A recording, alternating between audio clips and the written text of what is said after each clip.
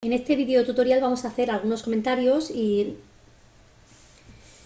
bueno, vamos a dar algunos consejos acerca de la práctica 3 movimientos en el plano. En la primera parte de la práctica, en la primera actividad, se daban una serie de figuras que había que comparar con respecto a una figura modelo e indicar la razón de semejanza en caso de que hubiera semejanza entre alguna figura y la figura modelo. Mira, el error típico que se ha cometido en este ejercicio es que hay algunos de vosotros que habéis confundido lo que es el concepto de movimiento en el plano con el concepto de semejanza. Mirad, cuando hay semejanza, la forma del objeto no puede variar, porque se tienen que mantener las proporciones entre todos los lados y también se tienen que mantener iguales todos los ángulos. Por lo tanto, como las proporciones, o sea, el tamaño de la figura puede cambiar, pero las proporciones no, ahora veremos cómo calcular la razón de semejanza, la figura 1, la figura 3, la 4 y la 6 directamente están descartadas. La figura 1, en todo caso, que tuviéramos ubicada en unos ejes correspondientes y podíamos medir el movimiento, en todo caso, pues podríamos pensar que podía haber sido como una reflexión respecto a un eje, pero si estamos hablando de semejanza, lo que está claro es que la figura 1 no puede ser porque no está ni siquiera orientada de la misma manera. Y lo mismo con la 3, la 4 y la 6. ¿Qué pasa con la figura 2 y la 5? Pues aquí lo que habría que hacer es, para trabajar bien, numerar los vértices. Por ejemplo, coger y empezar a poner A, B, C, D, E, F, G o como considerásemos. Aquí lo mismo, A', B', porque es otra figura. E ir dividiendo lo que mide este lado entre lo que mide este. Y eso me dará un valor. Lo que mide este lado entre lo que mide este me dará otro valor. Lo que mide este lado entre lo que mide este me dará otro valor. Y así sucesivamente. Si se mantiene una proporción constante entre las cocientes de cada uno de los lados de la figura 2 con respecto a la figura modelo, sabremos que es una figura semejante y además esa constante me dará el valor de la razón de semejanza. Y también tendré que comprobar que se mantienen todos los ángulos de manera invariable, porque es el concepto de semejanza. Y lo mismo haré con la figura 2 y la figura 5. En el siguiente ejercicio se pedía que buscásemos ahora si observamos algún tipo de movimiento con respecto a la figura modelo. Mirad, lo primero que teníamos que hacer aquí era directamente descartar la figura 2 porque un movimiento jamás implica un cambio en la forma del objeto. Es decir, cuando hay un movimiento yo puedo trasladar un objeto en el plano de un punto a otro, lo puedo rotar, le puedo aplicar una simetría, le puedo hacer un giro, o sea, que es lo mismo que rotarlo, pero no puedo cambiar la forma del objeto. Si cambia la forma no es un movimiento, por lo tanto, la figura 2 descartada. Pero es que también está descartada la figura 1 y la figura 5, porque la figura 1 y la figura 5 son más pequeñas que la figura modelo. Un movimiento nunca va a cambiar el tamaño de un objeto. Por lo tanto, las únicas figuras susceptibles de ser un movimiento aquí en este ejercicio son la figura 3 y la figura 4. La figura 3 normalmente la habéis hecho todo bastante bien, habéis visto que era un giro, pero la figura 4 de 90 grados tenéis que especificar, pero la figura 4 la mayoría de vosotros lo habéis hecho mal, porque habéis dicho que era un giro de 180. Si cogéis esta figura, ponéis un eje de reflexión aquí y hacéis una reflexión respecto a un eje horizontal, os da esta, luego no es un giro, es una reflexión. Con esas cosas tenéis que tener cuidado y revisar bien los apuntes. ¿Veis? Os pongo aquí un ejemplo del error típico que habéis cometido la mayoría de los grupos y es que ponéis que se produce un giro de 180 grados cuando en realidad es una reflexión. El siguiente ejercicio, el ejercicio 3, decía que dado un triángulo te daba los vértices y un papel cuadriculado al final de la práctica que lo representaras y lo trasladaras según un vector 3 menos 2.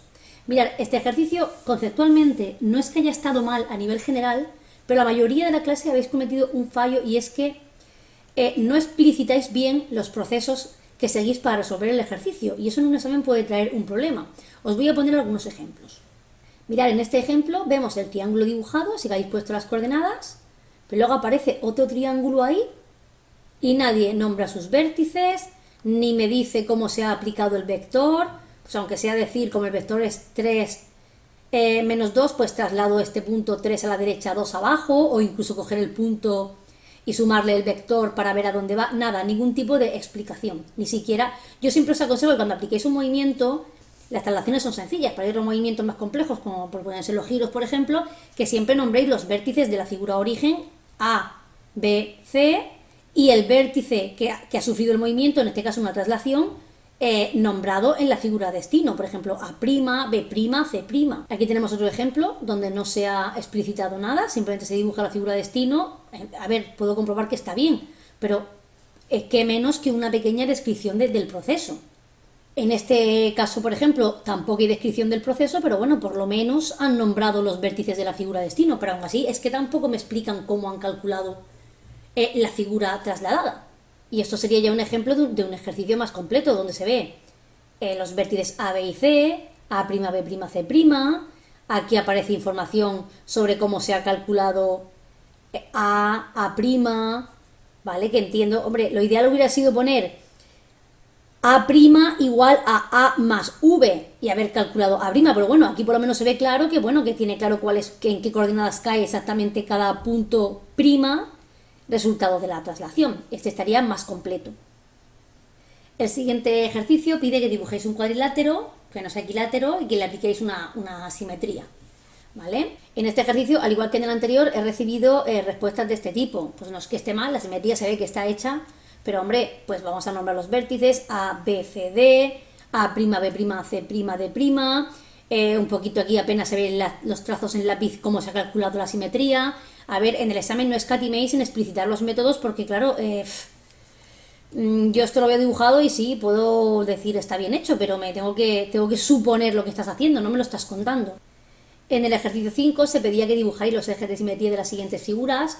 Este ejercicio en general ha ido bien, pero hay algunos ejes de simetría que, bueno, que no los habéis dibujado bien. Por ejemplo, si nos centramos aquí en el rectángulo, muchos de vosotros me habéis dibujado estos ejes de simetría. Esto está mal.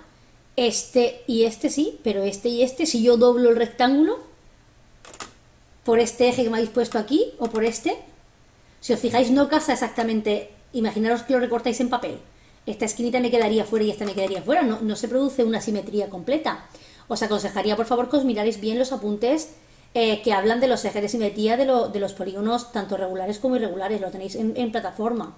Esto sería un ejemplo de ejercicio bien resuelto, ¿vale? Aquí hay un eje de simetría. Bueno, aquí les ha faltado, este es equilátero y tiene 3 ejes de simetría. Este triángulo faltan aquí, es equilátero y le faltan ejes, ¿eh?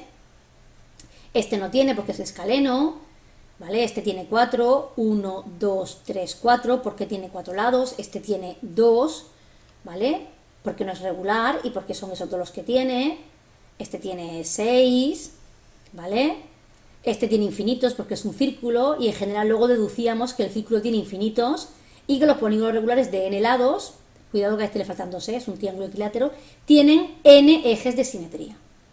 Finalmente, el ejercicio 6 pedía que en papel cuadriculado dibujáramos una figura cualquiera no simétrica, que le hiciéramos una figura semejante indicando la razón de semejanza, que al resultado le aplicáramos una traslación y a ese resultado un giro.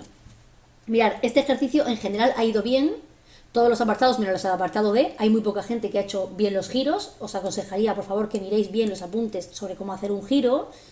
Y volvemos a la misma temática que comentábamos en el apartado 3. Aplicáis los movimientos de forma correcta, aplicáis la semejanza de forma correcta, pero como no explicitáis el proceso, hay que intentar indagar qué es lo que habéis querido hacer para llegar al resultado final. Entonces, os aconsejo, por favor, que nombréis bien paso a paso cada uno de las acciones que vais haciendo para llegar de una figura a la otra. Por ejemplo, esto es una solución que se me ha dado del apartado A y B. Se ve una figura azul, sí, se ve una roja trasladada. Y yo he de suponer que el apartado B es la figura semejante, pero no se me indica ni cómo se ha dibujado. Bueno, en este caso está claro porque es un triángulo rectángulo, pero bueno, ni siquiera se explica la razón de semejanza. O sea, nada de nada. Entonces, claro, con esta información, que sí que es verdad que no está del todo mal, pero no se podría tener una calificación completa en el examen porque es que faltan datos para explicar este ejercicio.